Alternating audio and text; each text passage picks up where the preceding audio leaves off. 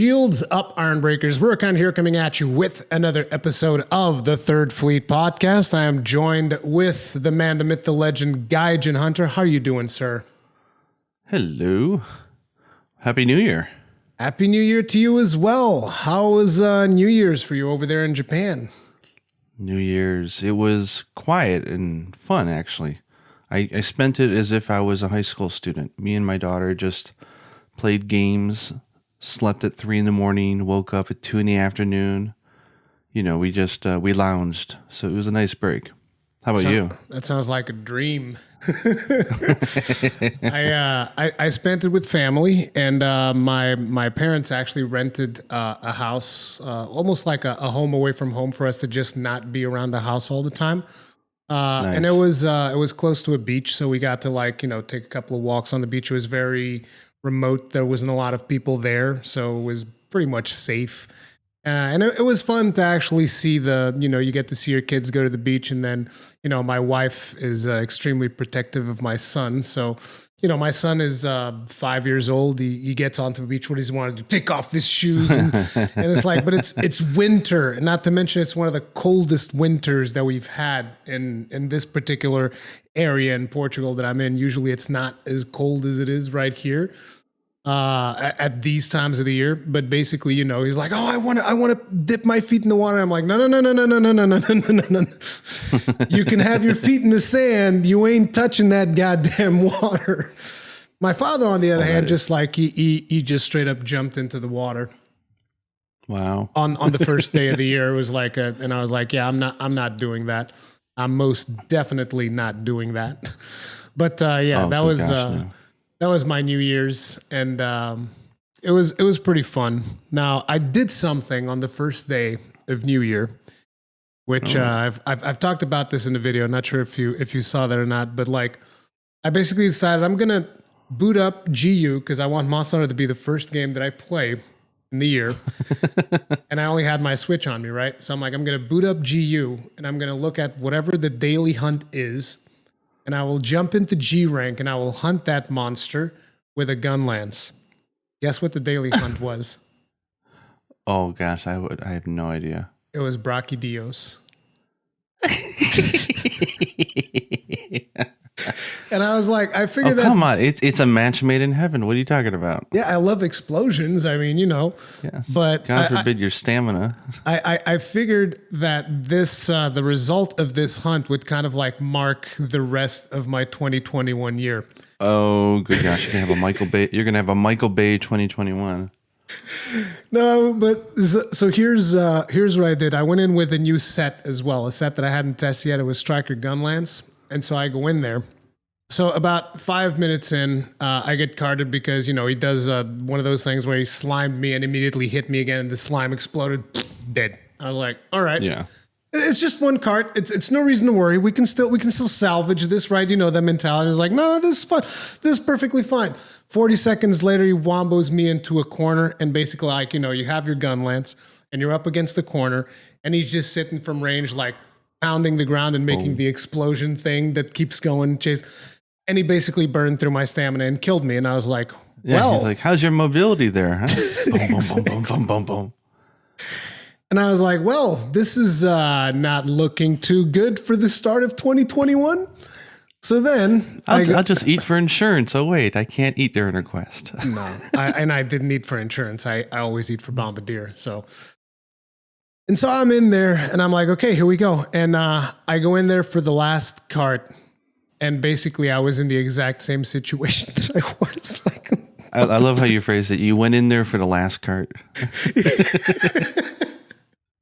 But I didn't cart this time because... Oh, you won? I didn't say that I won, but I didn't cart when he put me in the corner again because what I did was I had absolute evasion about to come off and he was close enough that I could hit him. So my choice there was I can either sit here and keep blocking or I can hit him and pray to God that I charge up this absolute evasion. And that's what I did. I was like, I'm going to roll the dice. I hit him twice. I charged up absolute evasion, got out of there, and then worked for 20 minutes and killed him. So I was like, dude, first attempt, no problem. So 2021 is going to be a couple of struggles, but I feel like in the end, I'm still going to... I'm still going to be able to pull through. Yeah, persevere. But yeah, that was an interesting hunt to get my year started. So, Oh, good gosh. how about you? What have you been playing throughout the New Year's? I know that you and Yoon have been going on this rivalry on this game that I haven't even heard of, Hexagon or whatever. Oh my gosh. You've never played Super Hexagon? No, I've never played Super. Is this a mobile game? It is. So it's on, I think it's on PC as well, but it's probably best played on like iOS if you have an iPhone, but you can play it on the PC as well. Super Hexagon is like one of the best mobile games ever made. It's like $3. It's like really cheap. And it's kind of hard to describe, but you're like this little dot in the middle of the screen and you've got all these shapes and things coming at you and you've got to evade them. But it's a game in which most people only survive like 3 to 5 seconds. And so you have to get really good and really fast at moving in pattern recognition. And so it's known as being as one of the hardest games out there. And we've been going back and forth. I mean, this was released years ago, but it's so good. Yeah, we've been going back and forth. She's kicking my butt, man. Oh my God. I don't think I'm going to catch her. She's too good. She's giving you that meme of like, the future is now, old man. Well, then she goes through and she starts crushing every single record I have in that game, like crushing it. And then she looks at the leaderboards and she's like, I wonder if there's something of yours that I haven't beaten yet. Oh, here's one. Boom, smashes it by like 250%. My best time was 30 seconds. She's like, oh, I just posted a 90. And she just crushed me. You can tell that she's got a serious competitive vein in her. Like, oh yeah, and she super flexed without even intentionally doing it. So she accidentally went into the options and she reset all of her scores, even after posting these amazing high scores. Now on Game Center, it records your highest scores, so she still's got the history of it. Mm-hmm. But she's like, oh my God, I just deleted all my high scores. And so she's like, just casually goes back into one of the hardest stages in the game, and on her first attempt crushes my high score by like 150%. she's like, oh, it's okay, I'm back. There you go. It's like she's a hardcore gamer, man. She's doing it just to get at you, like just to straight up. Because like if she's straight up looking at your high scores and just going like, oh, I just want to like smash your high scores, like she's just doing it to get back at you for something. It's so fun. But it's one of those things where like when she first saw me playing it, she's like, there's no way I can do that. I can last like 3 seconds in there. And then she tried it. And then she started to click. And then, man, once that game clicks, you're literally going to be at home playing it all darn day long. It's so good. I highly recommend it. If anybody who's listening has not played it, Super Hexagon is one of my favorite games of the last decade. It's that good. It just has one problem, which is it's mobile. I don't play mobile games. I don't like touch screen stuff. Like I like tactile feedback. I'm like, I need a controller. Like using touch screens is not for me. Like now on the PC, I think everyone plays with a mouse because you can only move left or right. That's the only thing you can do in this game.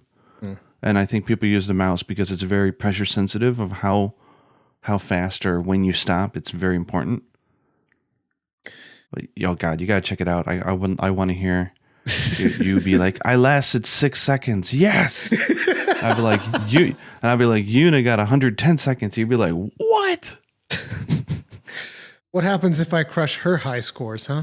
What happens then? Oh, she'll crush you right back. Yeah, I bet she will, because I don't have the dexterity that I used to have. I'm not a nimble young man anymore. But I mean, I've been wanting to play other games, but it's just, my priority is lounging with my daughter. I mean, how many times are you going to have that luxury in life where you could just lounge and play games and chill out over the holiday with your kids? So like, I've touched a little bit of Cyberpunk here and there, and I'm progressing slowly, which has been fun. But for the most part, we're just in her room chilling and drawing and playing mobile games and, messing around. I actually got my kid to play a little bit of GU over the holiday.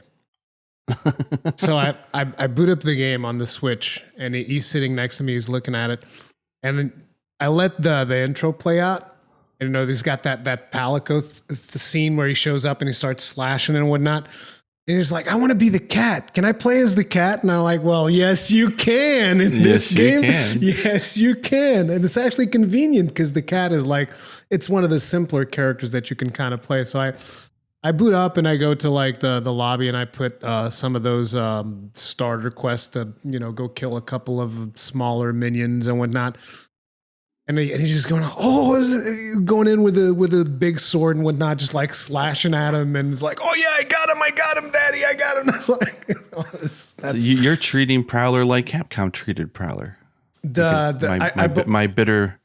My bitterness about that. Yeah, the fact that they give you Prowler quests and they're like, oh, go break the horn off of like a Gravios or something. I'm like, I'm in here in G rank killing Rajang solo in 10 minutes. And you're going to give me some quest to like go break the butt off of a monster? Are you kidding me? I was like, I think we can handle it. I remember seeing a couple of articles on Generations, and they were referring to the Prowlers as the girlfriend character. It's like if you want to play with your girlfriend, you can have her play as a Prowler. Because, most females tend to like cats to begin with. So you can just say, hey, you can play as a cat. And they were always saying, oh, and it's simpler and stuff. And it's like, yeah, it's simpler. Go watch Gaijin's video on how to level up your Prowlers. You'll see how simple it is.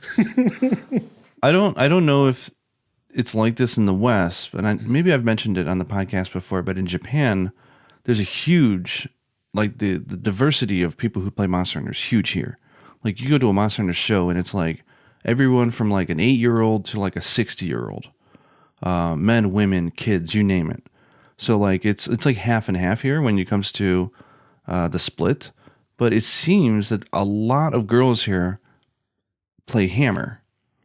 It's like it's just one of the more popular weapons. And so I thought it was really funny when I was like Vampy Bit Me. She plays hammer as well. So I thought that was hilarious. It's like it's like a thing. I was like, hammer's hardcore, and there's just a lot of hardcore women who play hammer here, it seems. I don't know if it's a troop or what it is, but it's kind of funny because when the first time I showed Monster Hunter to Yuna, the first thing she said was, oh, the hammer looks fun. Yeah, exactly, dude. That's because the hammer. I was like, well, that's a universal truth, honey. I mean, that's the same thing when Ryozu was given that interview for Game Informer about Iceborne, and they were giving him a round of like quickfire questions, and then they ask, which one's the most popular weapon? And he's like, hammer. And they're like, okay, what are the least popular weapons? And he's like, everything that's not hammer. You know what? I gotta give that a shout out. I really hope that they do one of those quick fire ones for Rise. I really enjoyed those videos. Yeah, those are really fun. I don't know who they're working with for Rise though, because like I know that for Iceborne they were working exclusively with Game Informer, but I would imagine that for Rise they're probably going to team up with a different publication, right? I don't know, but the I can't remember the name of the host who did those, but he was so good and so funny. I really enjoyed those. Yeah, usually quick fire questions are always interesting, particularly when, because like I still have to say, I still don't know Ryozu that well, right? Because like I followed Souls for a bunch of years, like we talked about, and so I have a pretty good idea of what to expect from Miyazaki. But from Ryozu, like when he was just like completely goofing off during the interview, I was like, oh, I did not expect that. And then he is a total goofball. And then they're like, do you have any Iceborne jokes? And he's just like, niceborn. Like, what the? That was really funny. So yeah, that was one of the things that just kind of like stuck with me from that interview. He does seem like a bit of a goofball. Then again, back in the day, I was always a little bit resentful at him because of the fact that they moved it when they initially moved it to the 3DS, and then they were talking about Monster Hunter 4. And they were like, well, we felt like the 3DS was a really good console for our game because our game is in 3D. And I was like, what? What do you mean? It's like other consoles can do not, 3D like the 3DS, but what? My brain was just like, what are you saying? That's crazy. I think the initial interviews that they did with the dev team when they made the first switch to the handheld, was it 3DS? I think the reason they gave was they looked at the bottom screen and they had a lot of ideas. Like the game designer in their head started going crazy, and they're like, oh, we can do something cool with this. And that was like, they're like, we were sold. They're like, try something new, get new inputs, new screen on the bottom. We want to play with it. Oh So yeah, they were all in. I customized like my whole thing. Like you would look at the top screen, there was nothing there. All of my UI elements, and I put everything in the bottom so that I would have it as least as possible up there, which was actually weird because when I would live stream it, I would usually put the bottom screen like really small. So people would be like, "How do you see your map?" And it's like, "Oh, I can see it fine. You guys can't see it properly." But, Yeah. so you wouldn't really see a whole lot, but it was interesting to have all of that stuff, even on the Wii U.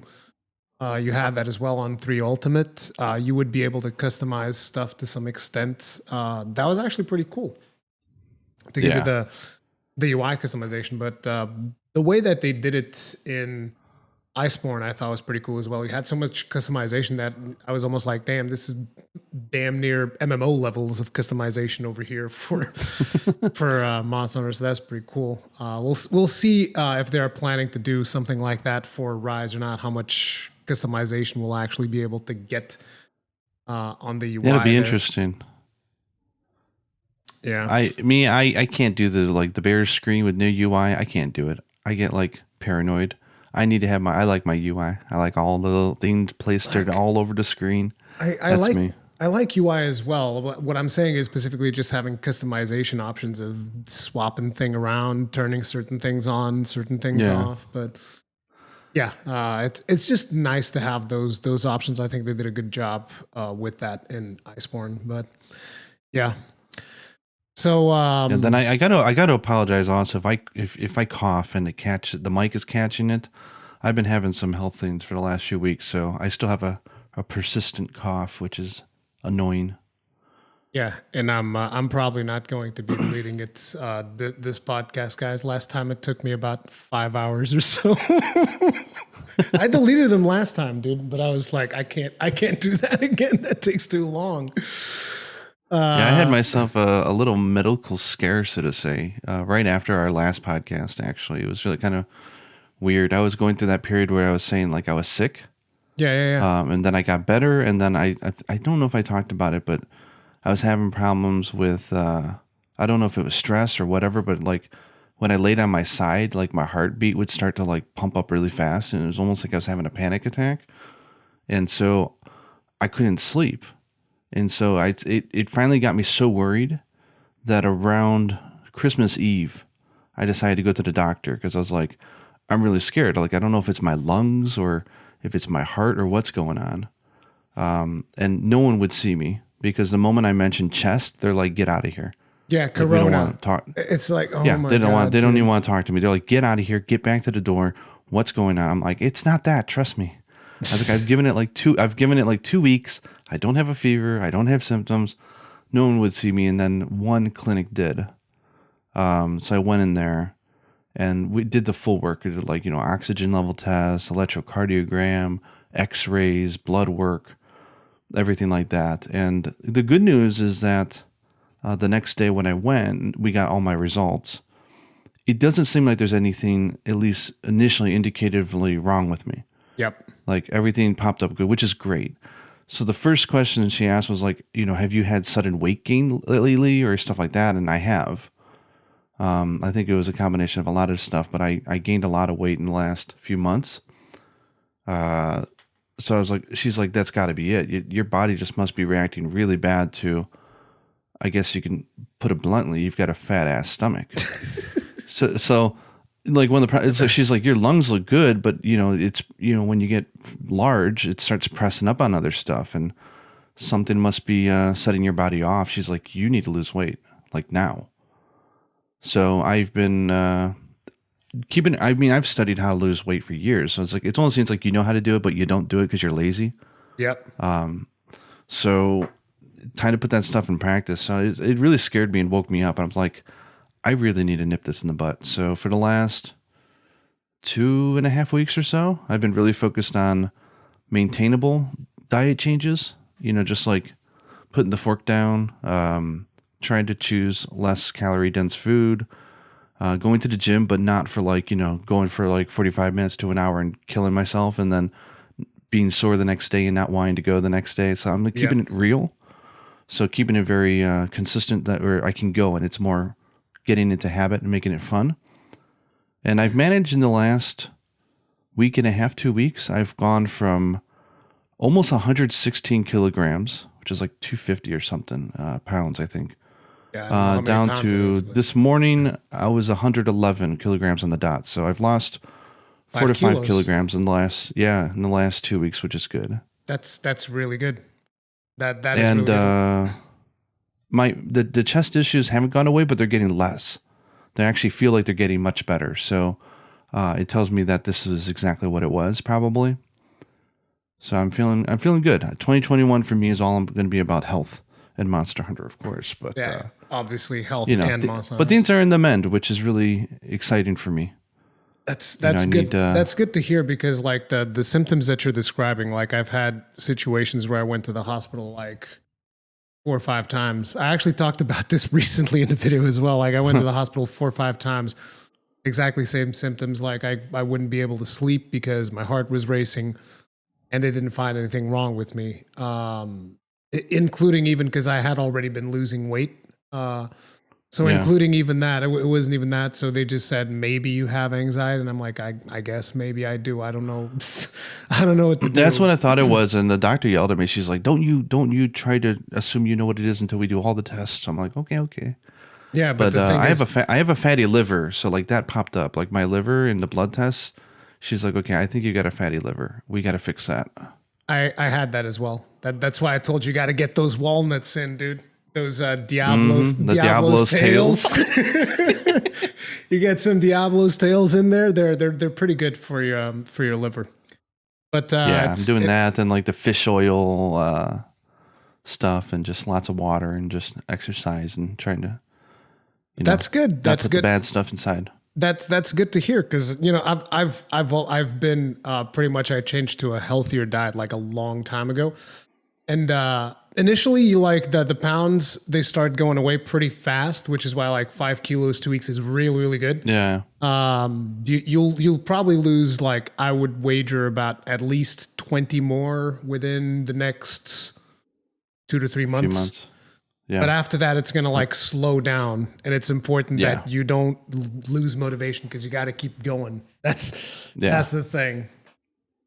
But yeah, it's good. Sure. It's so good Yuna is a doll. Yuna, she likes to draw. So she took a huge poster board and she drew out an entire month of pictures, one for each day. And she put on the top that it's my go to the gym login bonus campaign.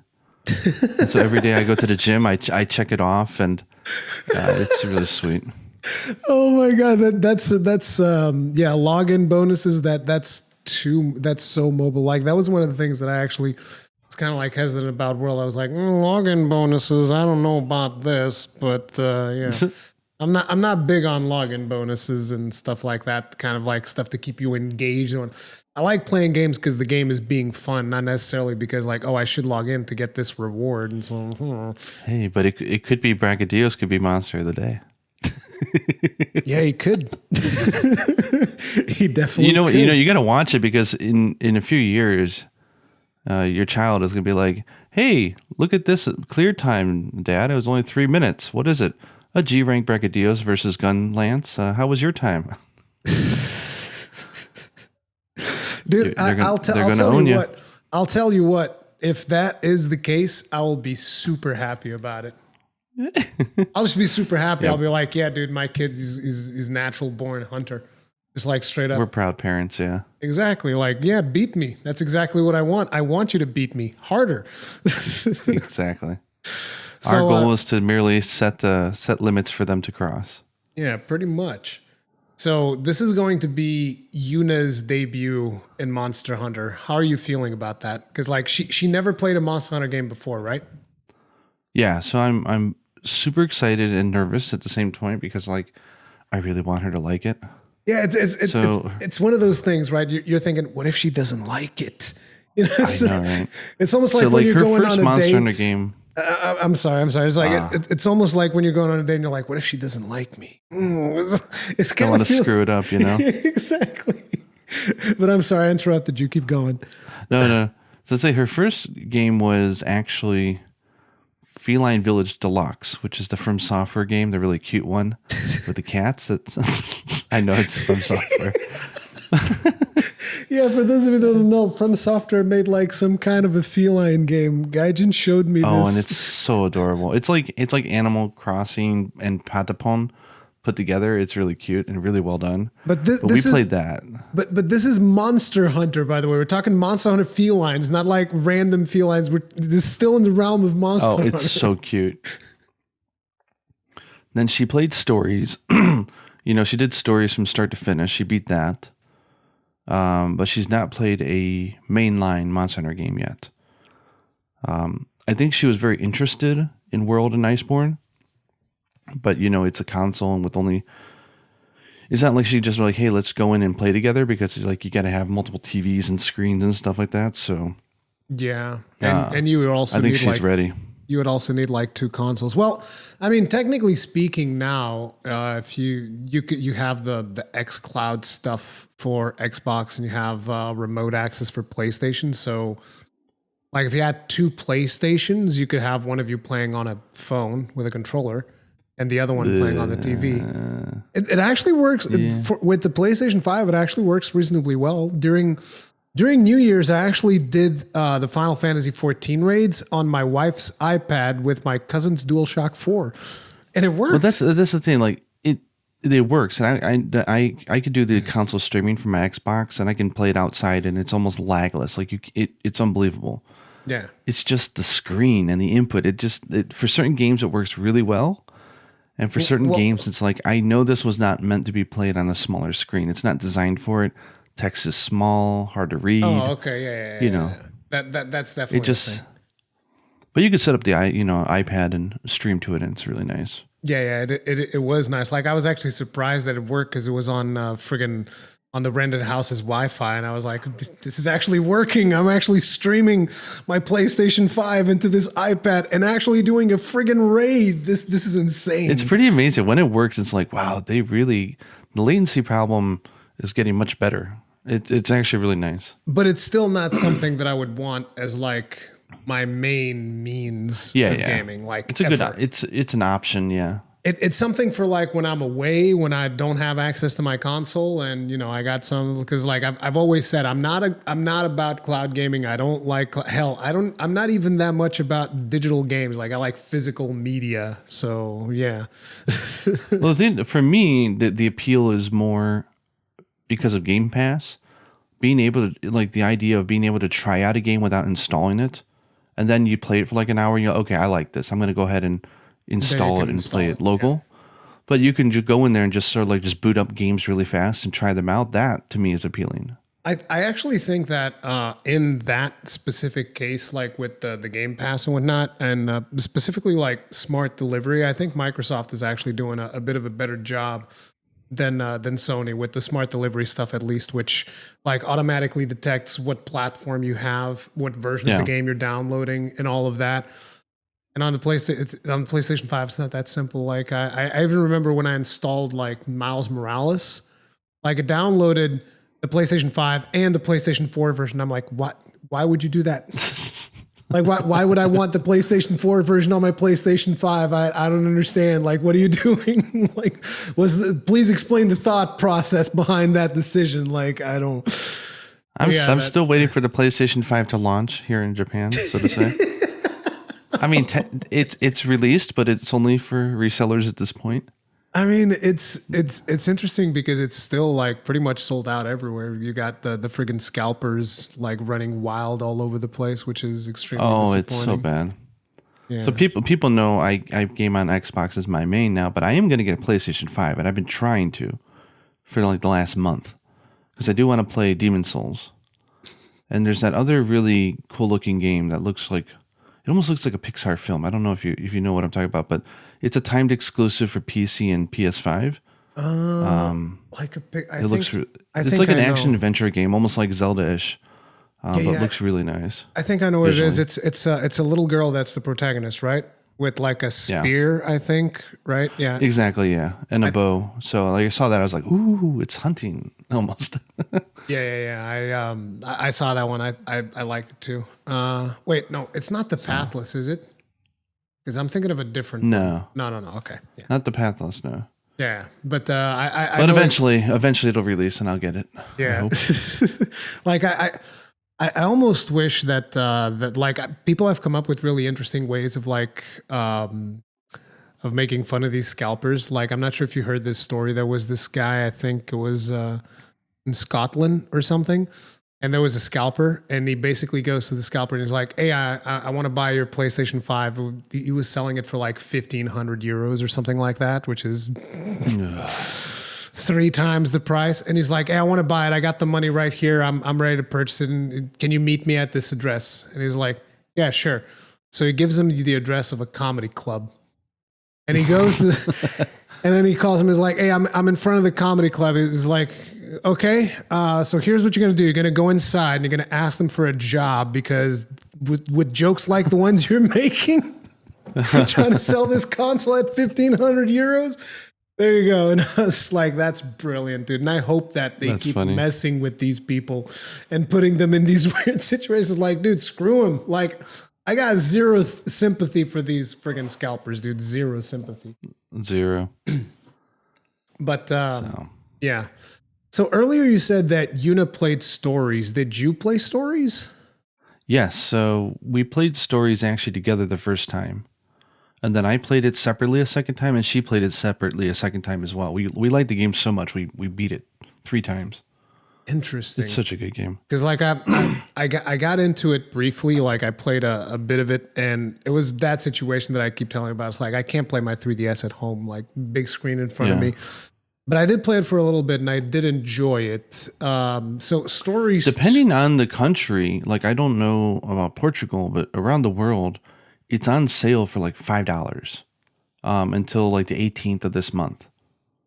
But like stupid cheap on mobile, right? On mobile, yeah. So if you've got like a Android, iOS, iPad, and I think you can pair it with a controller and you can play it. Wait, you can pair it with a controller? I believe so. This is very important information. Like, because like if I have to play on a touchscreen, I'm not touching it. Well, if I can pair it with a controller. Well, then again, you're an Android. You're not an iPhone, are you? Yeah, I'm an Android.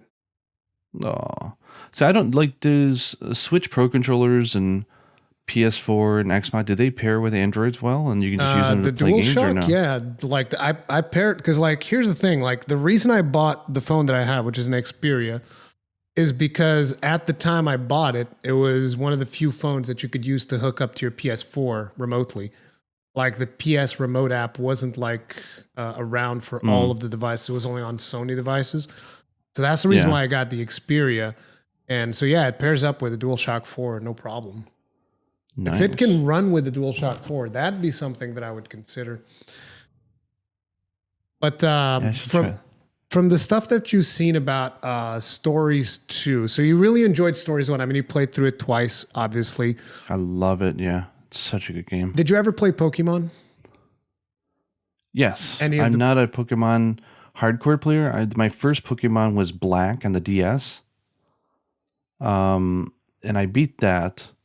And then I didn't touch Pokemon again until Sun and Moon, which I played with Yuna, and we had a really good time with that game. Because like usually when people ask me about stories, what I tell them is like, look, this is Pokemon, except it's good.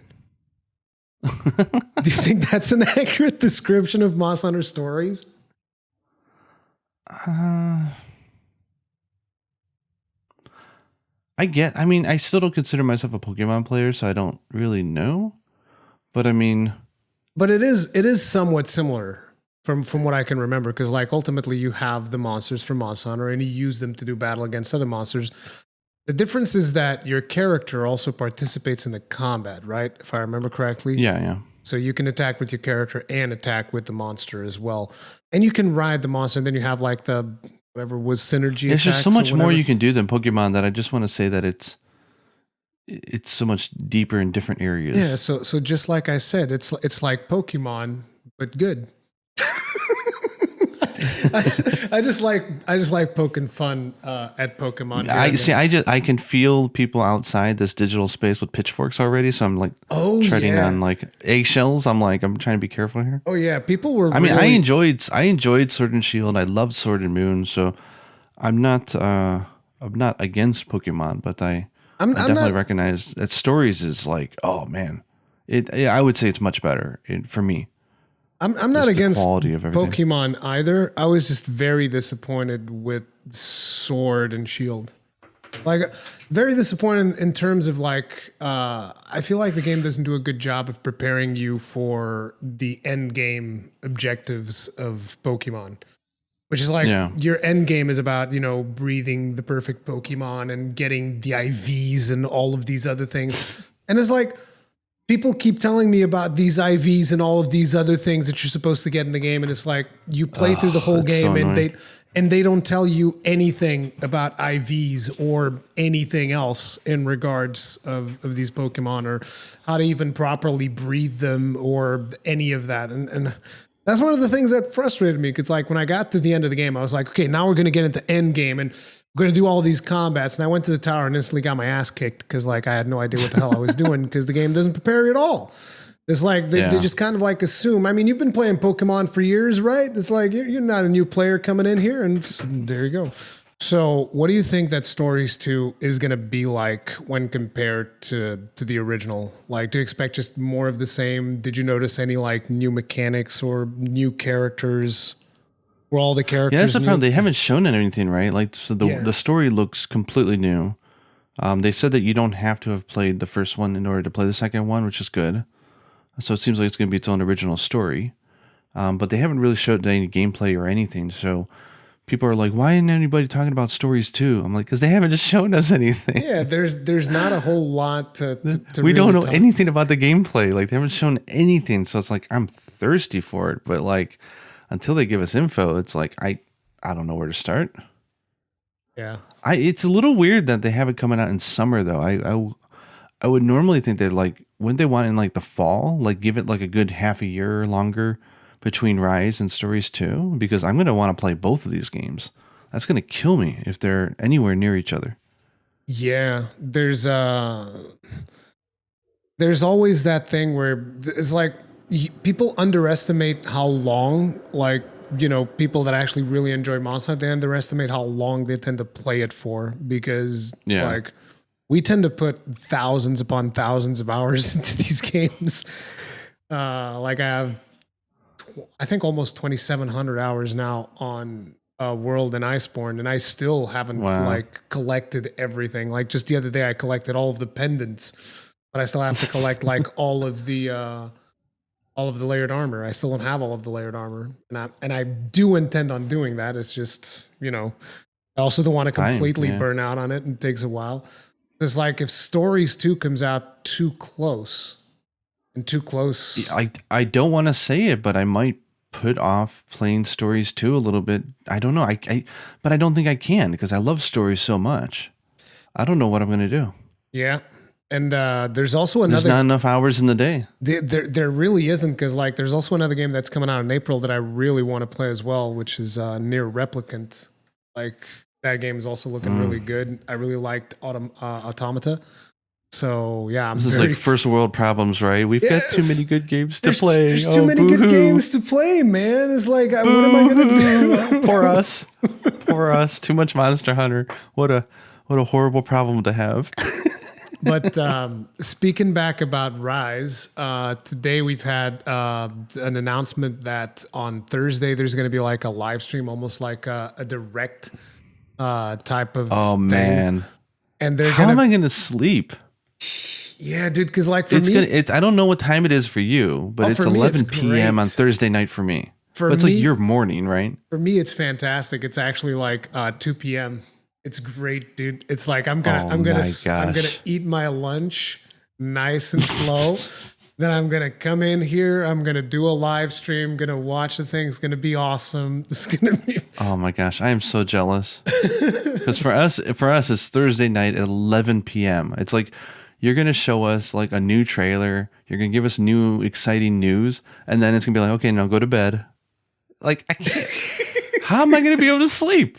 Now go to bed and don't worry about it. It's fine. Yeah, don't worry about it. It's like, Oh, it's gonna be awesome. but it's interesting because the Japanese Twitter said specifically that they're going to have a new trailer for this like almost Monster Hunter Direct show. It's like a pre-recorded thing, I think.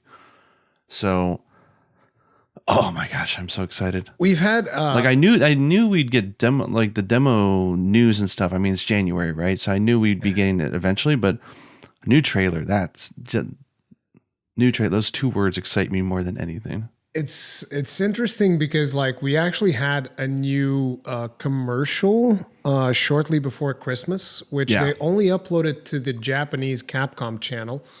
So that never made its way to the Western channel. I was even thinking about making a video on it, but then I look at it, it's like, it doesn't really have that many new things. I mean, they officially unveiled Kezu. They do this, by the way. Like, this is something they've been doing for a long time.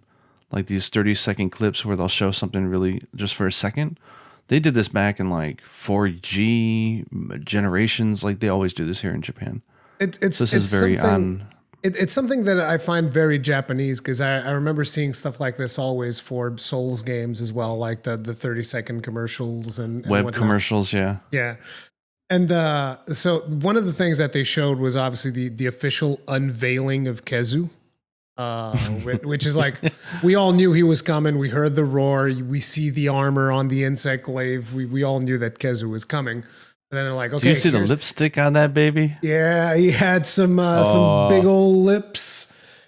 Oh, I love it. People were saying that he looks even scarier than usual. I mean, we all know that he's got the best theme song in the business. So, you know, it is what it is. I got to say this because I see this like online so much.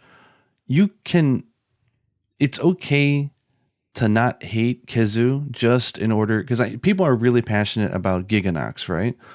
And for some reason, a lot of people believe. Why is that? Because like I've seen a lot of people talk about that. Like I remember Giganox. I don't have any particular preference for one or the other because, like I said, I didn't play too much of the older games. So I consider them quite different. So I don't understand why a lot of people say like, oh, if Kezu's in, then Giganox must be out. So I have to hate on Kezu. I'm like, one, they're both awesome, at least in my eyes. And it's like, and it's okay to like be okay with Kezu. It doesn't mean that you're resigning to the fact that Giganox may or may not be in the game because we don't know. It's just like every time why are you hating on Kezu? Well, I really wanted Giganox. I'm like, that's a total separate conversation, guys. Like, come on. Didn't Kezu's 3U have monster. both? I think so, yeah. Yeah, 3U had both. Yeah, I mean, because Giganox is a poison monster. It's not thunder. Yeah, they're both in caves. It's like they would both work perfect. I think Giganox is cool because it's so different, and it feels like a life form, right? It's got like, it poops out those little baby nests and the little giggies that are running around. It makes weird sounds. You can't tell where its head or its butt is. There's different dynamics to that fight that don't exist with other monsters, and I think people really like that. The thing about Giganox, whenever I think about it, I remember of this video that I did a long time ago where I did this show with a friend of mine. We were trying to start like a new channel. We called it the Mighty Monster Hunters. I was trying to get him into Monster Hunter. And we would play 3 Ultimate on the Wii U. And we did an episode where the monsters that we would usually kill 2 monsters because it was pretty fast. So we did one where it was Baleful Giginox and Jade Baroth. And the funny thing about that particular episode was that when we killed Jade Baroth, he was in the tundra. And my friend died right before I killed the monster. And he couldn't find his way back. So he's just like running around in the tundra, and we would record both points of view so that I could like then edit it and alternate between my POV and his POV. Oh, that's funny. It was so hilarious because it's like the end of the video is just my friend just like running around. Where's my carves? I'm just like carving Jade Baroth, no problem, and he's just like running around, and I think I even edited saying some say he's still lost to this day in the tundra. Like looking for the remains of Jade Baroth. Oh man, that was some funny stuff. Good old But Kazoo. I mean, we mentioned it in our last podcast or the one before that. I think wire bugs are going to mitigate a lot of the things that people don't like about Kazoo, which is a lot of thunder, a lot of area of attack, a lot of bolts coming at you. But people are just stubborn. They do not want to use earplugs. And you know what? I think people are going to hate the monster forever because they're too lazy to use earplugs. Dude, that was it screams all the time. Yeah, that's why you put on earplugs. That was one of the things that people would criticize on my builds so many times. They'd be like, "Oh, why would you use earplugs on a weapon that's got a shield? Why couldn't you just block?" And it's like, well, you could block, or I can do a full burst combo or a super amped elemental discharge instead of blocking. That's why you put the earplugs in there. That's the reason. And what you got against builds? I still love that you say build because you're a Souls player and it's very much a build in that game. But there's this online debate, right? Which is in Monster Hunter, should it be called a build or a set, right? Yeah, and I think I agree with your opinion about gun lances, because it's like the same weapon, but depending on how you build out your set, haha, I'm going to use both words here. Like it changes your play style, but it's so funny because people get really passionate and they argue about it, where I just find it really funny. I would never call it a build myself, but I don't care. I've had people actually come into some of my initial videos and they would be like upset. It's called a set. Okay. Like they would tourist, what are you doing? They would be legitimately upset over the fact that I used the word build. It's like, who cares? This is like this. I had to poke fun just because I find it so funny. But yeah, it's I remember because Eric's would call his build videos, or I'm sorry, his set videos, mix set Mondays. And so I remember at one point I was using both as like keywords. In some videos I would put mixed sets, and in other ones I would put builds. It's like, it's kind of like the same thing ultimately when you really look at it. So I never really paid too much attention to it. You know, whatever. People get upset over everything. Like if you say something, I figure somebody listening to this must be like, why do you say he said build? He said build again.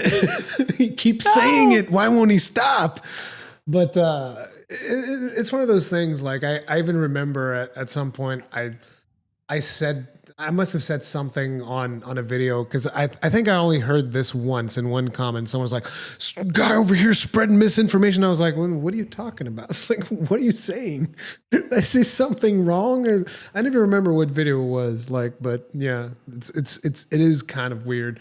People are very protective of like terminologies and whatnot. Yeah, the lingo, right? The lexicon of Monster. And they would also get upset of like pronunciation. We've talked about this as well. It's so insane. I had someone leave a comment on my Monster Hunter Stories video from like years ago, where it was me beating up Fatalis with my Stygian Zenogre, and they're like, "Why are you calling it Fatalis? It's Fatalis." I'm like, this was years before we knew the official pronunciation, guys. Come on.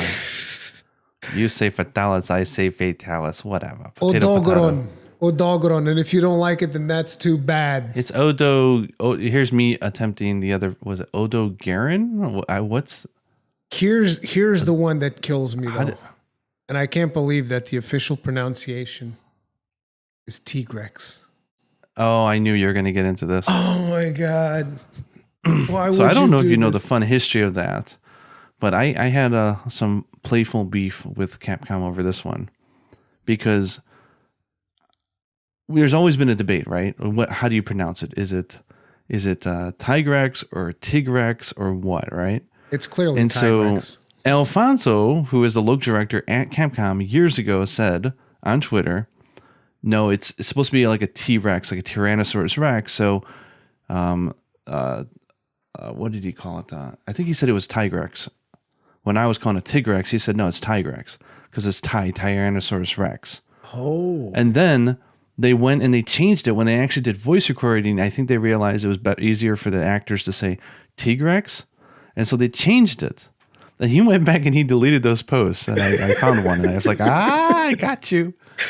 But Oh my god. you know, it can be whatever you want it to be.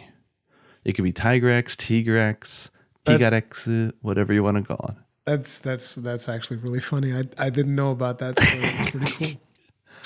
I mean, things change when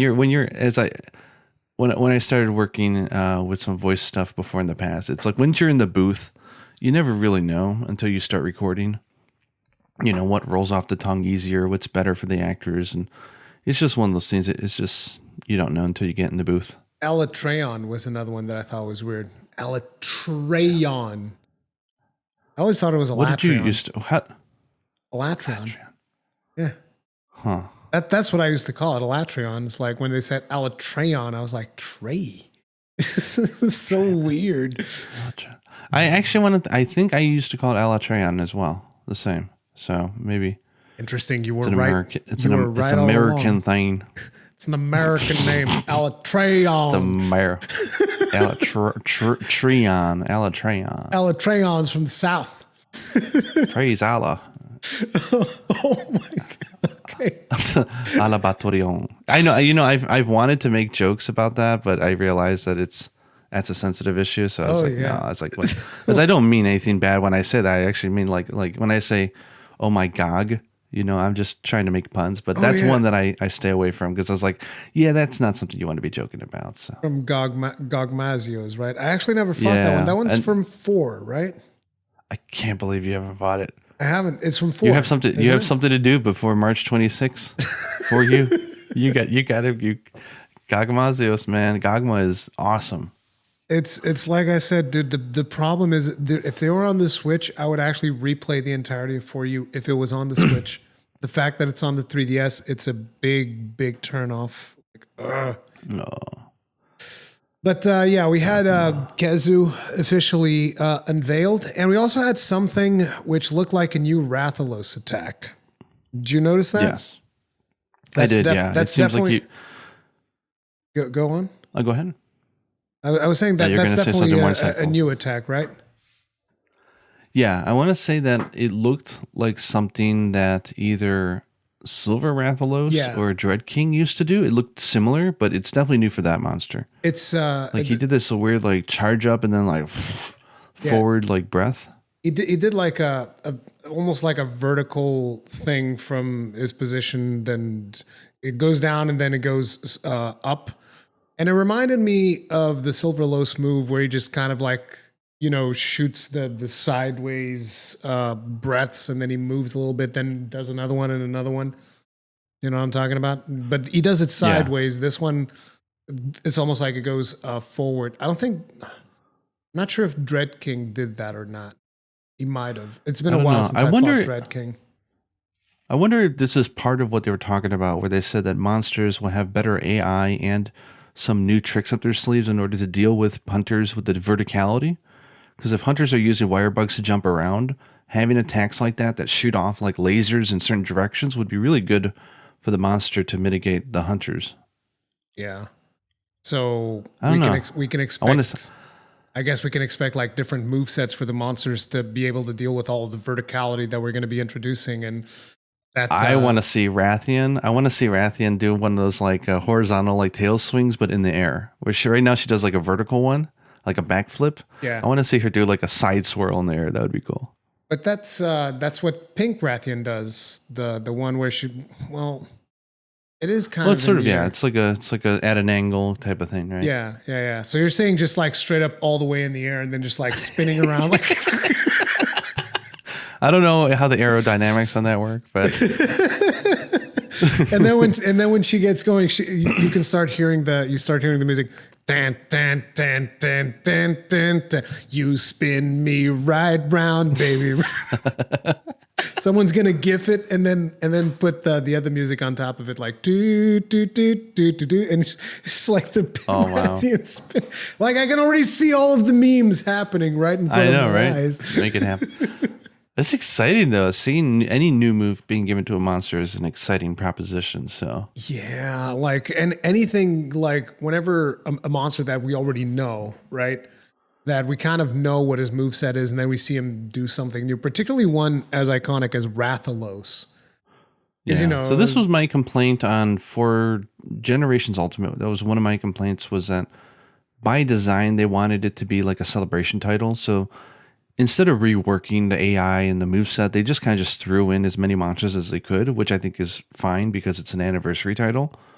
But because of it, like certain monsters are not adapt to the verticality or the new maps, and you could just beat on them pretty hard. Where if you remember, like back in Monster Hunter 4, when they first added verticality, they reworked a lot of the AI on those monsters, so they were able to deal with it better. It looks like they're doing that with Rise. So whatever monster they're bringing back, they're spending the effort to really rework them so that they're not going to be pushovers, which I like. I just really hope, like, we already have a spider monster that they showed in the trailer. I just really hope that we get an Ursula, because I really want to see the web swing in a more modern engine. The web swinging that we had in the wire bug monster. Yeah, she's the OG wire bug monster. It was amazing the way that they did her, and that it was actually web swinging around, and it's completely crazy. I've always just want Ursula because you want a Monster Hunter movie collaboration. I know it. No, I actually missed out on watching the movie. It's not in theaters anymore in Portugal, so I'm. Oh wow, that was fast. Yeah, I was surprised because like I actually don't even know if it ever came out. That's the other thing, because like I wasn't paying too much attention to it. It's like I wanted to see it, but I wanted to see it with friends, but COVID and schedule, and you end up like delaying, and then. When I got back from New Year's, I was like, screw it. If it's still around, I'll just go watch it by myself. And then I looked it up and I couldn't find it anymore. So I don't know. I don't know what happened. Oh, well. But I'll wait until it comes out in like, Blu-ray or something. Then I'll get it and then I'll watch it. Then I'll do my video review of my very important video review of Monster Hunter. I'm sure it can't be as bad as like The Last Jedi and Star Wars. There's no way. No one can ever. No comment. No one can ever hurt me like they did with that particular movie. I never go into any movie with expectations, so I'm usually delighted in some way. That's always a good thing. So I did ask people to like pose a couple of questions for the podcast, and some of the stuff that we've been talking about was already part of that. It was it's just I don't have a good segue for the next topic, so you just made one. Yeah, exactly. So someone asked us to talk about unconventional builds that we might have done, or unconventional mixed sets that we might have done in Monster Hunter.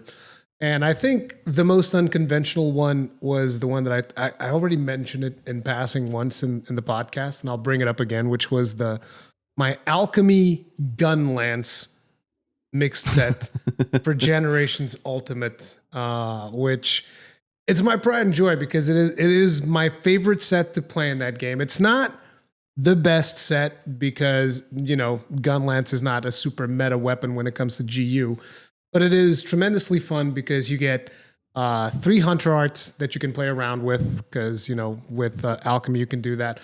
2 of those Hunter Arts actually had SP on them. You can have on all 3, but I didn't want it to have it on all 3 because one of the Hunter Arts had a really long charge, which was the Nova thing. I forget the name. I think it's Blast. I don't remember the name. I'm terrible with names and stuff, but it's like the one that it's a big explosion with the gun lance, and it gives you like a big guard point whenever you do it. So that one has a really big buildup. I would not put SP on that because it increases the time that it takes. So it would have that. It would have anti-air flares, which is one of my favorite skills to do as well. It's the one where you do a full burst into the air and then he reloads and then he does a wyvern fire. And I'm just like, I love that skill. That skill is amazing. Too bad it sucks. Like, it actually does suck. It doesn't do any decent damage at all, but it's still really funny. And whenever you get a flinch on a monster with it, it's super satisfying. And then the third skill would be absolute evasion. And then the skills that I put on that set was Artillery Expert, And what else was it? It was Artillery Expert Composed, because Composed increases the rate at which your SP gauge regenerates, and it also increases the rate at which your Alchemy gauge regenerates. So it's like a double whammy right there. It also had Guard 1 because it had leftover skills, and Guard could be one of the ones that I got. And it had Favor, which is Favor's the thing. Such a good one, yeah. It is. I mean, I'm calling it Favor. They call it Trump Card. I think, I don't know. Trump card, yeah. So, yeah. So Favor is basically whenever you get a flinch on a monster. Well, not a flinch, but like a stagger or something, a drop, a mount, whatever. Monster falls down. You deal additional damage with your arts. And because the whole thing was about, having arts, and basically I would always just let the alchemy gauge fill up to 5 and then use alchemy cheer to keep everybody always with their arts up whenever they were with me. So it was very much a build just about spamming arts and making sure everybody had arts. And it's a really unconventional build for a gun lance, in my opinion, but it was hella fun to play. Sounds fun. It is. Like I said, it's the most fun build I've ever played in that game, but it was not the most efficient build, not by a long shot. Because see, the other good thing about alchemy style is that you can do the blocking pokes, and they combo into a slam. So like if you hold up block and you do poke, 3 pokes, the third one's a slam, and then you can go into full burst from that to get the gauge heat up real fast. The gun lance that I used for that was the... Oh yeah, I also had Razor Sharp in the set to, reduce the sharpness because gun lance. The weapon that I had for that was Hellblade Glavenus because it had maximum sharpness and blast and explosions, and I like explosions. But what about you? What was like one of the most unconventional builds that you've made? Well, I've never made a build, but I've made plenty of sets. Okay, what's the most unconventional set that you've made, sir? I mean, I've got a really boring answer for you. I never really put that much time and effort into sets. I just haven't. I don't. I think the most effort I've ever put into a set was my Sedegios light bowgun set from Monster Hunter 4 Ultimate, but I wouldn't call that interesting. I mean, it's pretty standard, right? I had like evasion distance, evasion +2, trajectory, peak performance, and wrap it up. So it was basically like a comfort build, right? You could shoot from very far. You had tons of evasion. You could move around fast, and every time you evaded, you reloaded your weapon, and it was like Monster Hunter easy mode. It was like really just relaxing to play with. But I mean, that's not unconventional by any means. I think maybe unconventional might be. I've done several dual blade sets with punish draw. What? Punish draw? Yeah. Punish draw, yeah, on dual blades. And that's something that I don't see people do, but I definitely have a tendency to do that sometimes. How does that even work?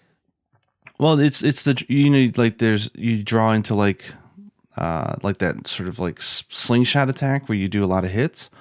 If you aim it at the monster's face, I mean, your draw attacks get stun added to them. So I can't remember which games I've done that in, but I do remember running punish draw quite often on dual blades, which is weird. Punish draw I used on charge blade back in the day, but that was pretty popular, so I wouldn't call that unconventional. Yeah, it's like punish draw on dual blades. That weird, does seem, that is very weird. It's definitely not I think I'm a conventional play style. No one seems to use exhaust attack up on Hunting Horn, but I used to quite often because people just completely don't realize how good exhaust is on a monster. Like having them just sit there and just pant and take a beating for 30 seconds is such a nice thing that I used to use exhaust attack up, and I never saw anybody do that. As people are like, well, what are you going to get? Like one extra exhaust during a hunt? That's it. I'm like, hunts are only lasting like 8 to 10 minutes anyways. So it's like, yeah, so what? It's like having KO Slugger, right? You only get maybe one extra KO during the hunt, but hey, one KO is a pretty big deal. So, yeah. But I don't have any. I just don't have any sets that are that interesting. Unfortunately, I just never really. I mean, I'm the guy who, when I recently played through Monster Hunter Generations, I only had the Bullfango Jaggy set all the way to G rank. Jesus Christ! Like I just didn't care. I just gave me Attack a Bell and I was good. I didn't care. That, and also I play a lot of weapons that don't have a lot of skill requirements, right? Like hunting horn, there's no armor you need to have for hunting horn. You can do whatever you want, right?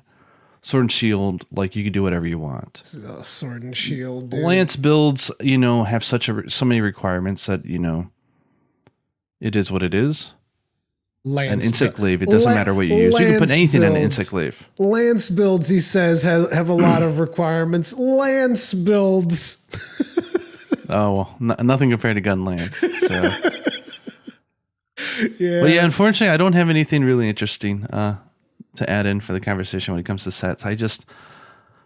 Sets for me are fun, and I mess around with them, but I never really spent too much time getting creative with them. Like that's one of the things that completely drives me. Like I'm crazy about making all kinds of different sets. Like I've also made even recently, like with the Fatalis set, I was like, you know what I'm gonna do? I'm gonna grab a sword and shield, and I'm gonna put Slugger's Secret on it.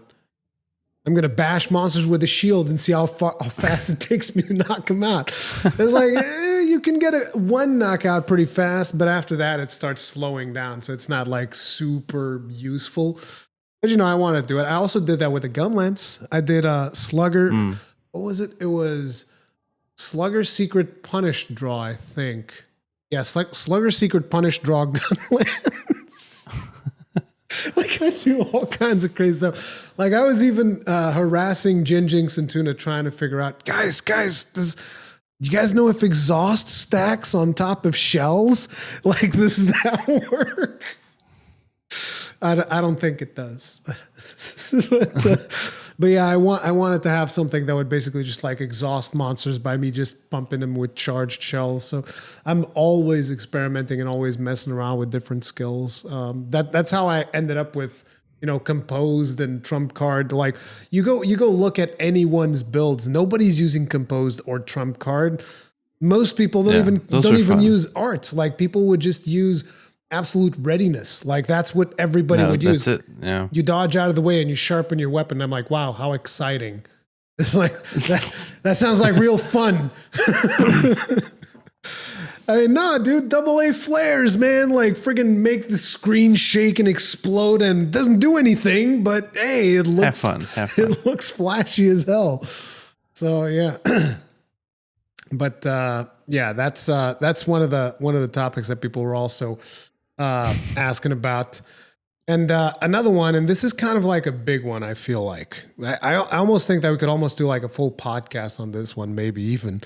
But it is and I think that this is something that was more felt when World came around, because it became, it kind of like elevated the franchise to a much bigger level of popularity.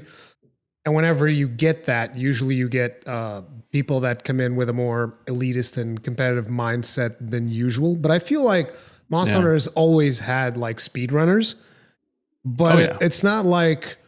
Bless them, I love them. Yeah, it's not like speedrunners would, criticize people for playing casually. Like I don't think that used to be the case. But with the increase in popularity, we kind of have that a little bit, part of the community. They're like, you should be using this skill, you should be using that skill and the other one and whatnot. And so the topic is kind of like speed running versus casual hunting. Like, yeah. See, I think that's where I think the problem is that I don't think it's a speedrunner. I think the issue that we're talking about has nothing to do with speedrunning. Exactly. Speedrunners, like you said, like in general, speedrunners know exactly what they're doing, and it's a completely different way to enjoy a game, and it's a different art form. It's beautiful what they do, and I've never ran into an actual speedrunner who was like trying to tell casual people like that's a really bad skill or you shouldn't use that, or like I've never seen it in all my time. So it's like, to me, it's more like you got like these backseat drivers, and it's an issue of any popular game where people are like, you shouldn't use that, it's trash or whatever. But like, those aren't like professional hunters that are saying that kind of stuff. To me, that's like, it's like trash talk almost at that point in my eyes, right? So I don't like that speedrunners are getting their name dragged through the mud saying, oh, these are elitist speedrunners or min-maxers and stuff. I'm like, no? Well, maybe. I mean, you get one bad apple. They could be a Yeah. speedrunner, they could be a casual player, right? But it's not really that at all. So I hope people don't confuse the topic. It's not that community being weird. If anything, that community is nothing but supportive of casual players and having fun. Yeah, So I completely agree, because like I've had several comments in the past where people talk about this, and I even made a video where I specifically stated you don't have to stack attack. Like that's the whole topic. It's like you don't have to do it, because that's one of the things. A lot of times you see people coming in. And I've heard stories from like friends that they have their friends come in and they're like, no, dude, you got to use this skill and you got to use that skill. And it's like, that's all well and good when it's in the form of like an advice.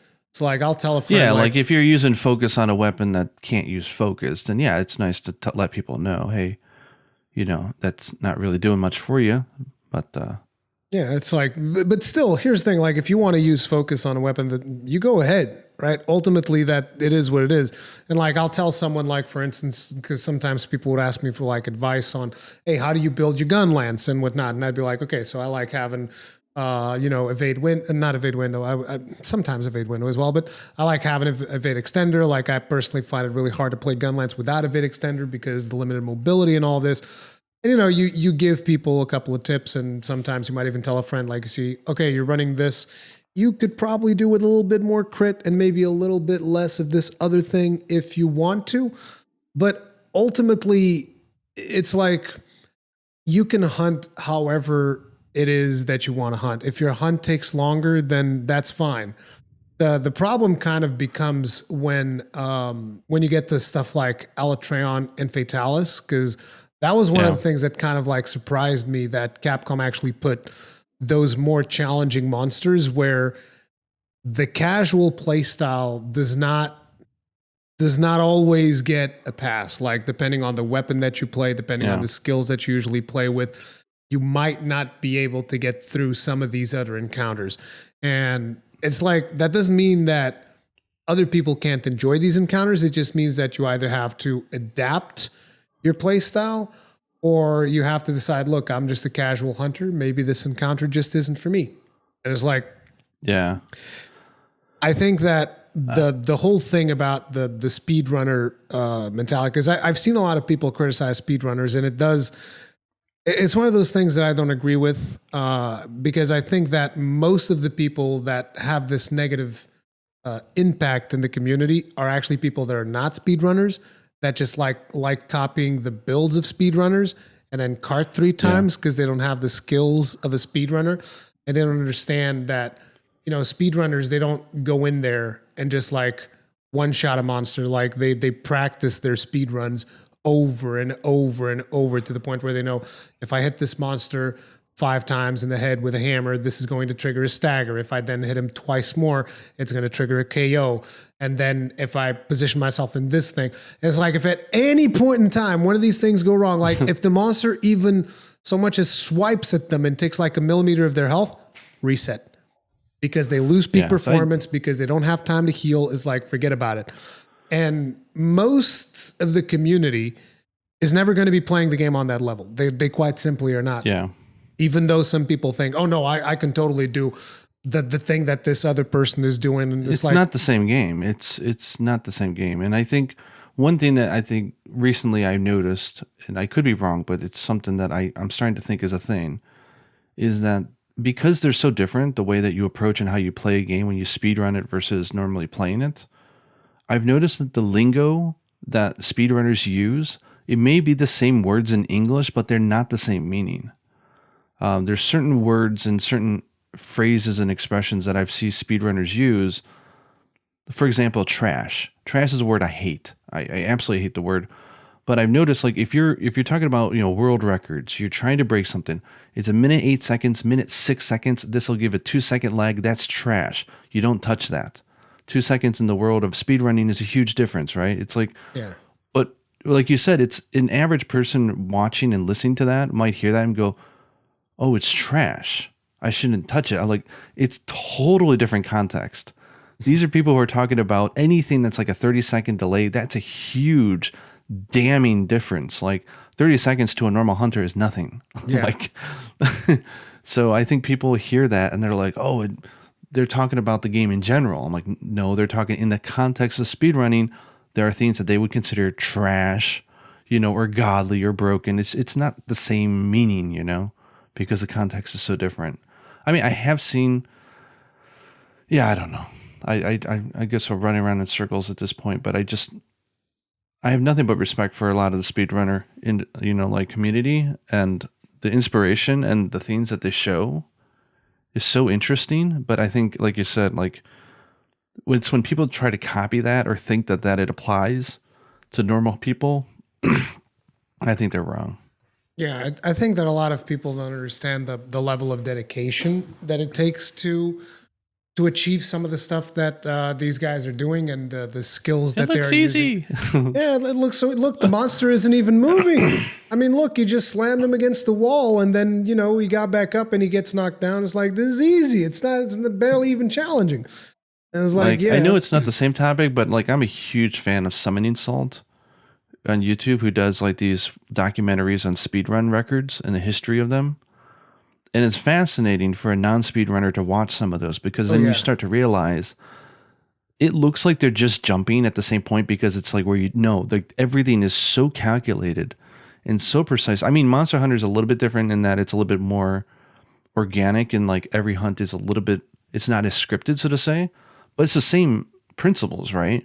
Like you were saying, like what you're seeing, there's so much behind the scenes that you don't understand. Like go watch a speed run of a Sword and Shield versus Teostra. It seems like Teostra's not moving at all, because they're manipulating the AI by where they're standing behind the back legs. It's not good.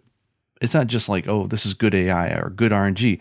No, it's smart playing, and it's great manipulation of the game and knowing the mechanics. So, but ultimately, it's not like there's then there's also the stigma of like, oh, but is this the right way of playing? Is this the wrong way? There's no right or wrong way of playing. Like that's the thing. It's like if you're someone that likes going into a hunt with level 5 guard up, and evade window, it's not a problem. Unless for whatever reason you're not able to kill the monster that you're killing, then you might want to adapt and change a couple of things or practice more or whatever. But it's not a problem, the skills that you bring in. It's always about what are the skills that make you have the most fun. That's why when we talked about the unconventional sets, I was like, the friggin' alchemy gun lens, I love it. It's not the best. I know it's not the best. I don't care. It's like I think that's the attitude that everybody needs to have. It's like you shouldn't care. It's like it doesn't matter if someone can kill a monster in 30 seconds and it takes you 30 minutes.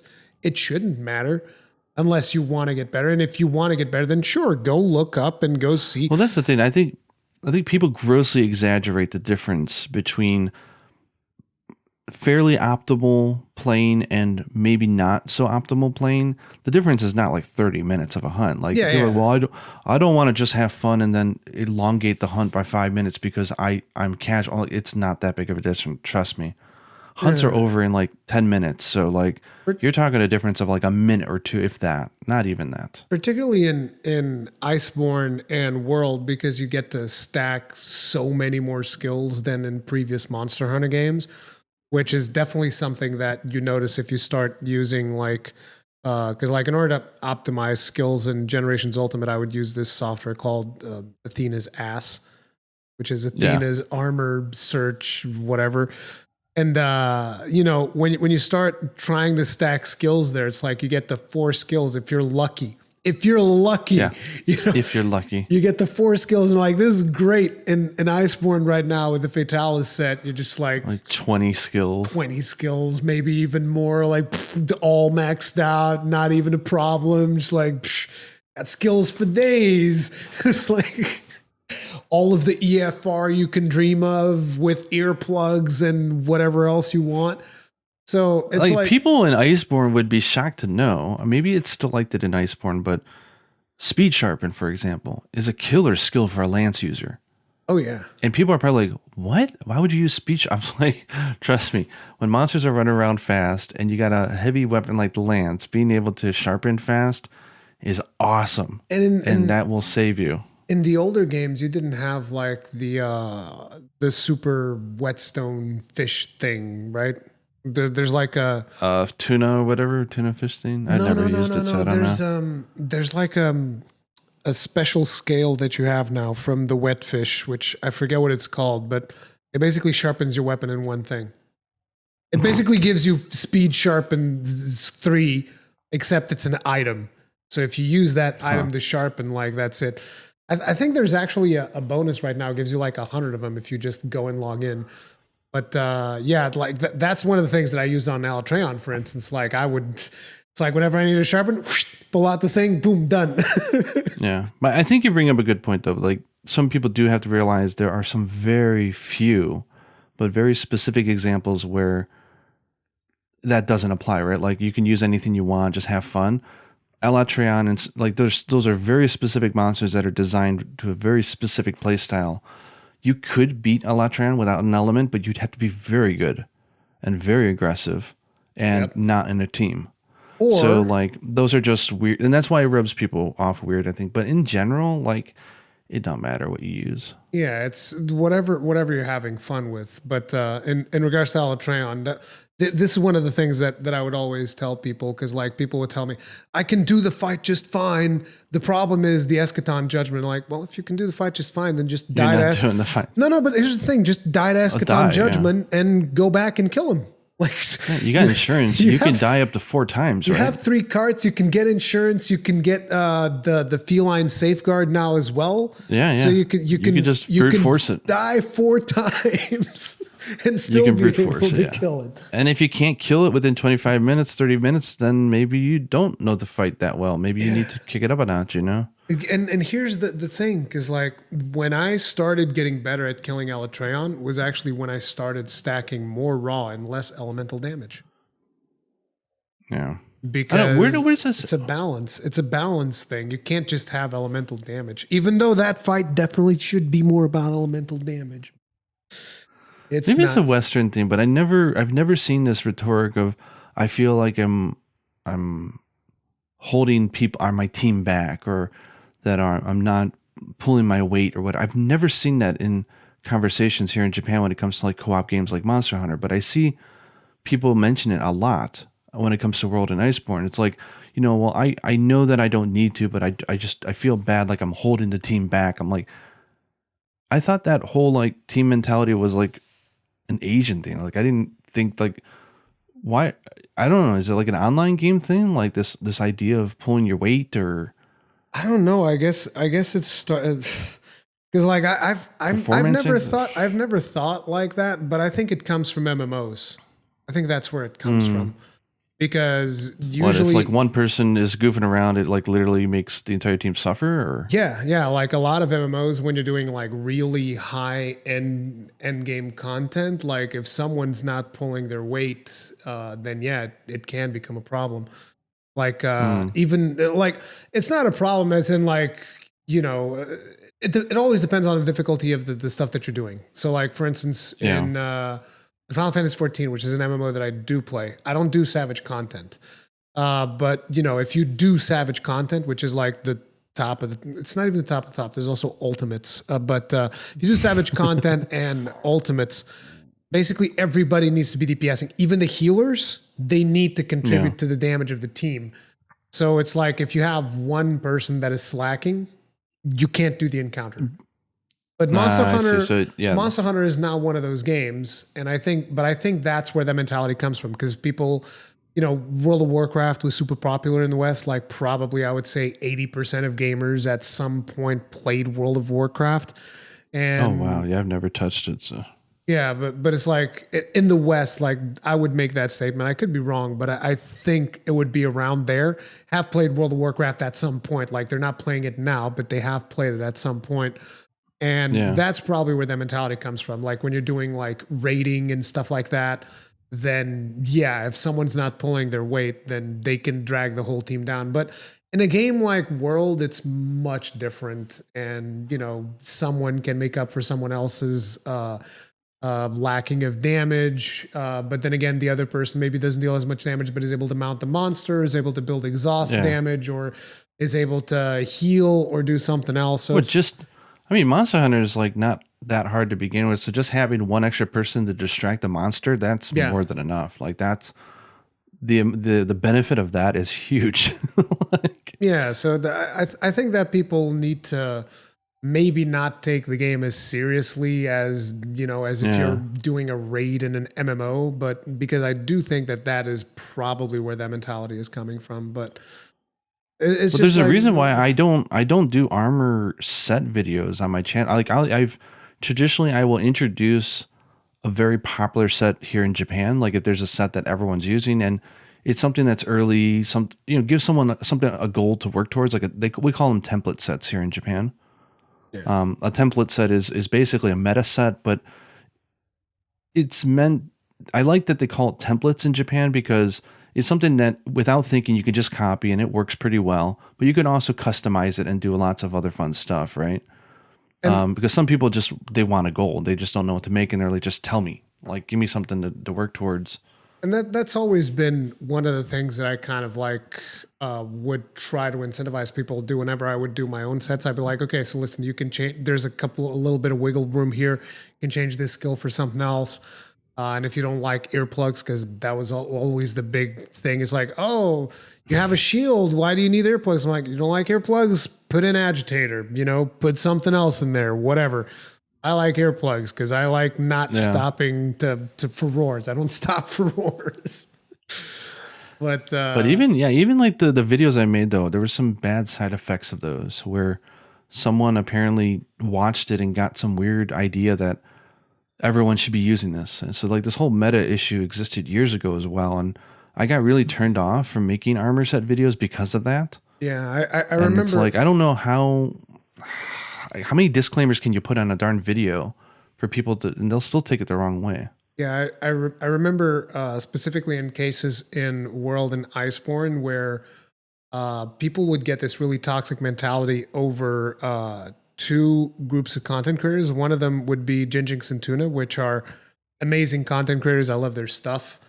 And they would really math everything down and just give you, from a numbers perspective, the set that you could use to deal the most possible damage. But it's like the old school conversation, right? Like, at what point does attack up is not as good as affinity up, right? Yeah, like exactly. But they would actually break it down mathematically, right? Yeah. So, but they would put hundreds and hundreds of disclaimers throughout the video where they would say, but play as you want. This is a game. This is just to give you the mathematical best. It's a fun exploration. Exactly. Yeah. But people would take that and they would run with it. They'd be like, no, this is what you got to run. And then you would have Team Darkside, which obviously is a group of players that have, way more skills than your average player, right? And they would show, okay, here's the set that we're using for this particular speed run. And people would copy that set. And it's like, it would always kill me, like people bringing in, say, a peak performance set to something like Teostra. And I'd be like, you're real smart. You're real smart. Don't worry about the constant aura that's burning you, that's taking away the benefit of peak performance. Don't worry about that. Just bring in your peak performance set on Teostra and have some fun. But yeah, that's the thing. In a way, I feel bad for any of the. If someone's being an ass, they deserve it. But I'd say in most cases, I sympathize and I feel bad for anybody who did not have that intent, but yet someone is taking their performance or their video and using it to try to preach to somebody else. Like, it's just a red flag. If anybody tells you, dude, you shouldn't be using that or anything, like the tone right there, like that's a red flag that don't listen to this person. Like, pretty ignore much. them. Like, I wouldn't want to be around people like that. Like, that just sounds like a party pooper at that point. So basically, guys, the moral of the story is the correct way to play Monster Hunter is the way that provides you with the most fun. It's like you got to math out. And I would say 99% of the community agrees on this. Yeah. I think it's a rather new taboo that's come up. I think it's like you got to really get your equations sorted out in order to maximize not the damage, but the fun. And if your fun is dealing the most damage, then go for it. But if your fun is doing something else, then go for the something else. Don't even worry about it. That's what you should be doing. But I think that's probably going to be it for today's podcast because we have some news coming up pretty soon, obviously. So we. I'd say, do you want to talk about predictions for the next trailer? Predictions for the next trailer. I don't know if you like to do predictions or guessing or what you want to see or. I mean, I'll go out and say it. Yeah. I'm expecting them to show off a third map. I'm hoping they are. I would assume because of the cadence of things, they showed off the forest map, they showed off the water map, and I'm expecting the next one to be like Kezu was the lead in. Like the next one is like the ice map, the tundra map, whatever it might be. So I'm expecting them to show Lagi or Logi, whatever you want to call him. Really? You think Lagi is going to be in the game? Oh, yeah. Like, wow. I thought they were going to bring him to World. I've got a really weird idea about what they might do with that. I really thought that they were going to bring him to World at one point because I thought that they had figured out the problem that they had about the floppy neck and the thing about the neck going too close to the ground or whatever. For those of you that don't know, it has nothing to do with the neck. But that's wrong. Wasn't it the belly that was like going under the floor of the forest or whatever? The way that the monster was running. Yes, I did a video on this because there's so much conflicting information out there. Because there was also some bad translations out there as well. And plus, Capcom has not been very good about being like horribly vocal about what actually went wrong. It was like on a podcast that 8,000 people in Japan listened to, and that's it. And they actually explained it. I'm like, thanks, guys. Like, you couldn't have just like said that at like a GDC or something. Come on. Because the GDC, they're talking about it. The translations were a little weird, and they glossed over it because the game wasn't out yet and they didn't want to get into it. But basically, it's collision problems. Like the way that the engine handles calculation of how many touch points of a monster is on the ground. It has to calculate it so that they actually look like they're standing on the ground, right? Mm-hmm. So if you get a monster, it could be huge. It doesn't matter the size. And they only got 2 legs on the ground. The game is only seeing the parts of the legs that are touching the ground, which is very minimal, right? The contact points. The problem with Leviathans and monsters like Lagi is that a lot of their body naturally will be touching the ground at the same time. And the game has to track absolutely every single one of those contact points during their movements, which actually would be fine if the terrain was flat.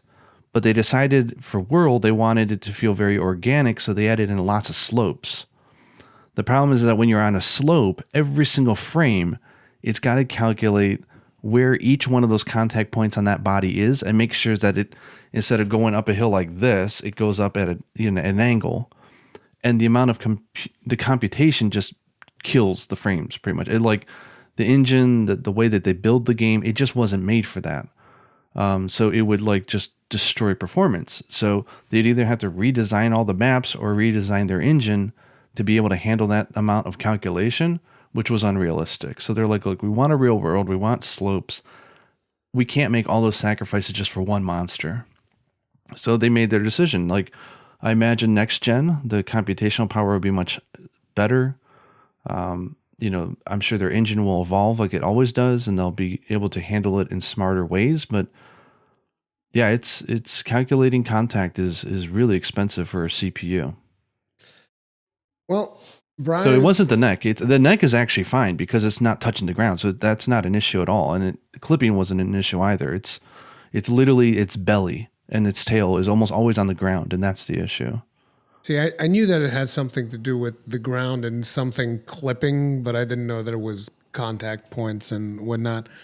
But I actually suspected that they were going to be able to fix whatever the problem was, and I thought that he was going to come. I thought that I'd actually predicted that they were going to bring Logi when they announced Fatalis, because I thought it was too soon for them to bring Fatalis when they did. But they were just like, nope, here's Fatalis, and boom, Bob's your uncle. We're done. Which was kind of surprising because I thought we were going to get Logi and then Fatalis. So I'm pretty sure we're going to get Lagiacrus. I'm not sure if it's going to be this trailer, but If I had to predict something, I'd predict Logi. Do you think it would be the regular one or Ivory? I think Because Ivory is known to be on land, right? Ivory is on land. Both of them work on land, though. Yeah, both work on land, but Ivory was the one that I don't think you ever fought him underwater, did you? Ivory? No, I don't think so. No. I think it was on land the whole time. But I think they would bring the original back. So I think it would be. Yes, I mean we haven't seen all the maps, but so far the amount of slope seems to be much less than what we saw in something like World. Doable. So I definitely think that it's doable, and they've got a new engines. They're using the RE engine, so and Logi, and they have Leviathans. And listen, Logi is the flagship monster of the Third Fleet. It is. See, I had this weird feeling. So Capcom has to do it. It's that simple. Listen, Ryozu, get on the phone. Our people will call your people. We'll get it sorted. I get this weird feeling, and this just could be me, but I imagine that they're going to do something like they did with World, where once the game is out, they'll have DLC monsters, like they'll do updates. Mm-hmm. I kind of feel it would be kind of cool if they announce the game and the final trailer says the first DLC is going to be laggy. That would give them a little bit more time. It would allow it to have its own marketing hype. Away from the base game, and shows a huge commitment. I personally think that would be pretty cool. What they're going to do, who knows? But I think as a first DLC, that would be a commitment, wouldn't it? So yeah. You can look forward to, if you can look forward to stuff like at that scale, that would be pretty hype, wouldn't it? So here's the thing: since we brought up Logi and all that, I have to make another question. I did have a note here. We ended up not talking about this one, but since we brought up Logi, underwater combat, yay or nay? Do you like it? That's quite a blanket statement, yay or nay. Like it was like, do you like it? Did you like underwater combat? If you played lands, you loved it. Yeah, I was a landsmate. I mean, underwater, you feel it's like taking off the training wheels. I feel like I'm at home as a lancer in the water. Are you kidding me? You can poke forward, you can poke upward, you could use your charge to swim through the water. You're like a god underwater. It was fantastic. So I don't have a lot of experience using that many weapons underwater, but the ones I do, I had a great time. I hated underwater. And the gun, I remember the gun lance wasn't even that bad. I don't think the gun lance was particularly bad underwater, but I still didn't friggin' like it. I just don't think that underwater is a very satisfying way to. I mean, very few games can pull off underwater combat. Very, very, very. Well, there's a lot games. of restrictions, right? Yeah. Like you got the oxygen to worry about, you got your positioning to worry about. There's more opportunities for something to whiff and not go the way that you wanted to mentally, which is kind of frustrating. Yeah. But it felt so different. Like hunting a monster underwater felt really unique. And so for that alone, for me, it works. Like I liked it. I can see why they haven't repeated it because it is tough. Would you like that to be? Would you like that to be a thing in Rise? Imagine if they could Rise? In Rise. Imagine if they could just do it. They'd be like, yeah, this would be easy. Sure. No. For the only idea that Capcom has always done best when they focus on one core concept. And the core concept the core concept is verticality. It's Rise. It's right? verticality. And it's not sync. Yeah. It's Rise. Monster Hunter Sync, right? Monster Hunter Sync. It reminds me of I remember reading in an article that, and this could be wrong or not, but I remember reading that something like Platinum Games, who say what you want about their storytelling or the products, but the gameplay is always very solid on their games usually. They will do something that a lot of other developers do, which is they'll come up with a key visual, not for marketing, but a key visual that one piece of art that encapsulates the feel of the gameplay, and they'll blow it up and they'll put it all over the office so that during the development of a game, you can always think of a cool new feature. You look at that art and go, does that fit into this picture? Yes or no? Because there's going to be tons of cool ideas. And if it doesn't fit into the actual concept of what you're trying to achieve, you just muddle it and becomes kind of like everything's half-assed at that point. It waters it down. It waters down the So concept. I wouldn't want it water it down in the underwater. The amount of puns here is just crazy. I swear, I didn't even think about that. Yeah, underwater combat would water it down. Help them keep their heads above water here, So. I wouldn't want to see it in Rise, but I would be very open to the idea of seeing it back in another game if they can figure out some cool new executions for it. But I say the more new stuff they can do, the better. I love the evolution of the game. It's just too fun. But with that, guys, we're going to wrap up. Like I said, there's going to be some news, and we're going to try to record an extra podcast this week so that we're able to cover all of the stuff that is going to be going down on Thursday. So expect some news on Thursday, and I'll also probably be live streaming the whole thing, like the thing here on the channel, the event, the direct thing that they're doing. You're welcome to join me, but I don't know if you're going to be able to or not with your schedule. So, yeah. And there's a good chance that I don't know when this will be uploaded, but there's a good chance that the trailer and the news might be out by the time someone hears this one. So apologies if you're listening, like, why aren't they talking about all this cool new stuff? No. I'm gonna upload this before that. You are a workhorse, my friend. I don't think people realize how much effort and time and work it takes to do something like that.